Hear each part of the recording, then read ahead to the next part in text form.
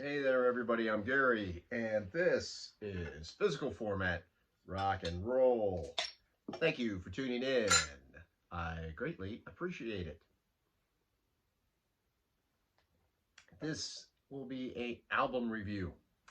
Now, for those of you that actually watch my channel, maybe you saw my concert review of Hailstorm and Evanescence a week or two ago. Well, I mentioned the opening act, which was Lilith Czar. And when I was talking about her, because I had never heard of this artist before, I said I will be talking a little bit more about this artist shortly.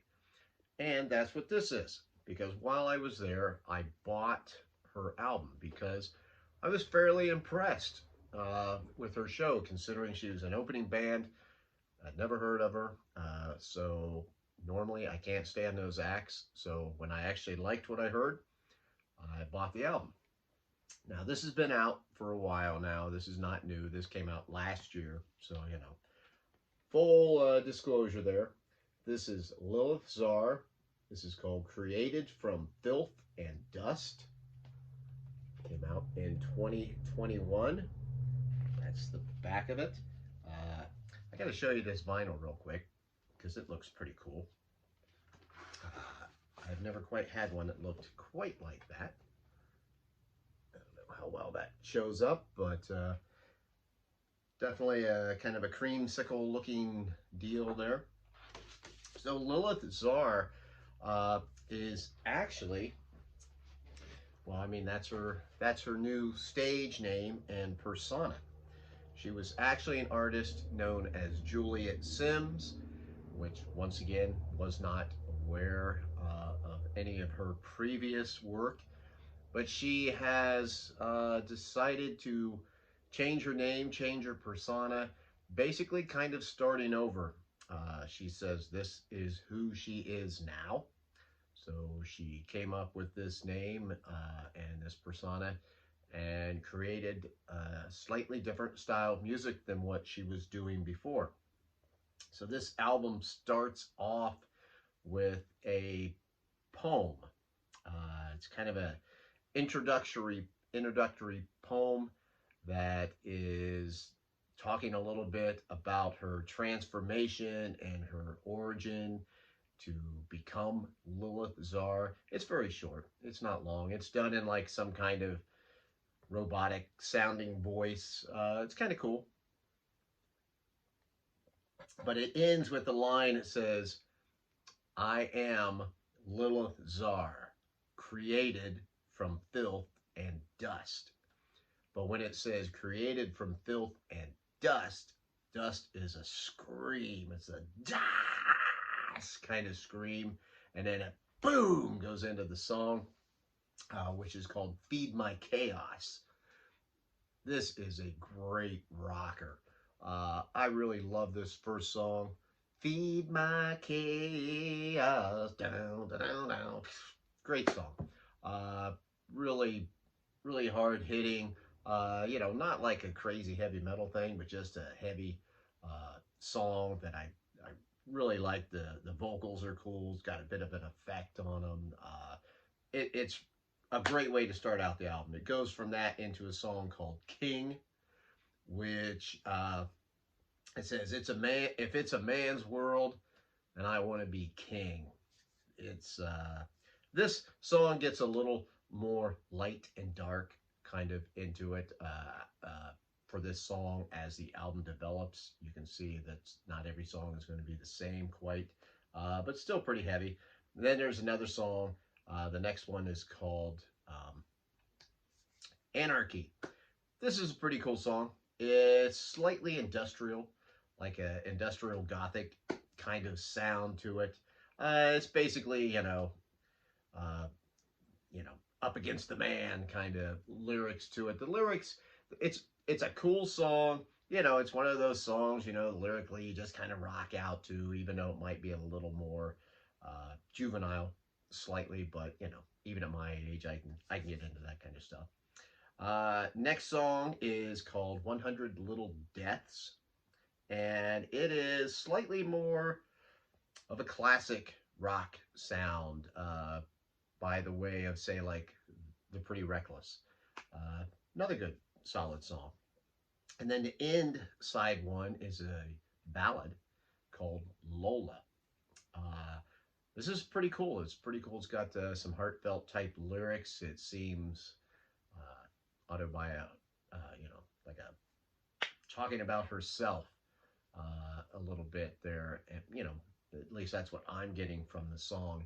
And it's all about returning to innocence, returning to what got you psyched up in the first place, the music, and dismissing all of the other crap that comes with it, which makes sense considering, right? She's changed her name and everything. But there's, just to give you an example of like some of the lines in there from this song.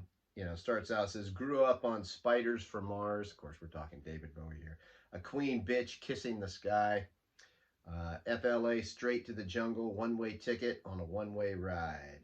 So, you know, even the title itself, Lola, makes you think of like the Kinks. But it's definitely a really cool song. Like I said, it's a ballad and, reminiscing type along the lines of, I don't know, that part of it almost reminds me of like, certain aspects of Comfortably Numb, not musically, but the way some of the lyrics are, the message they're conveying. On side two, she does a remake of Edge of 17, kind of wearing her classic rock badge there on her shoulder. It's a pretty good remake. It's one of those deals where, I mean, I'm a big Stevie Nicks fan anyway. I don't know that I necessarily needed to hear a remake of this song. She does a great job of it. I'm not saying that, but I don't know. Maybe if you're going to do a remake of a song, pick a shorter one. Next up is Bad Love, which this is actually a song she did as Juliet Sims also. So she has redone it here. It's a pretty good song. It's just a good solid rock song. Next up is In My Head, which this is almost electronica kind of sound to it. It's basically about having bad thoughts in your head. This is kind of like a cross between Terry Nunn's Berlin and Romeo Void, as far as kind of like the vibes that I get from that particular song. But I like it. I really like it. Next up is Unholy. This is cool. This is like a Torch kind of song. Definitely different than the rest of the album.